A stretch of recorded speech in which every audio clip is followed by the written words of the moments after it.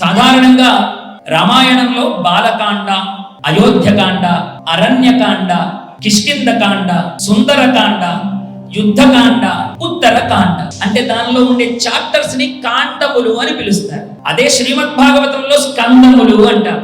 ప్రథమ స్కందము, ద్వితీయ స్కందము, ఇలా స్కందముల పేరుతో పిలుస్తారు. శివ మహాపురాణంలో ఉండే చాప్టర్స్ ను సంహిత అని పిలుస్తారు. చూడండి, శివ మహాపురాణము వేదముతో సమానమని ఎందుకు అన్నాము అంటే, వేదంలో ఉండేటువంటి వేద భాగములను, మంత్ర భాగములను కూడా సంహిత అనే పిలుస్తారు. వేద సంహిత అని అంటారు. దీనిలో ఉన్నటువంటి చాప్టర్స్ ను కూడా సంహిత అన్న పేరుతో పిలుస్తారు. పూర్వము ఎప్పుడైతే 1,00,000 శ్లోకములతో ఈ యొక్క శివ మహాపురాణం ఉన్నదో అనేక సంహితలు దీనిలో ఉండేవి.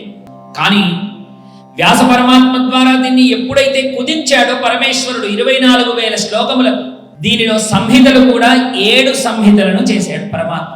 చూడండి, 7 అన్న సంఖ్య మనం సప్తాహము అని అంటాం.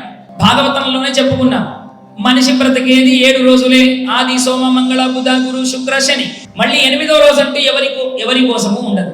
పరమాత్మ ఏం చేసినా అది మన జీవితంలో ఎలా ఉపయోగపడాలో ఆలోచించి మాత్రమే ఇలాంటివి చేస్తూ ఉంటాడు.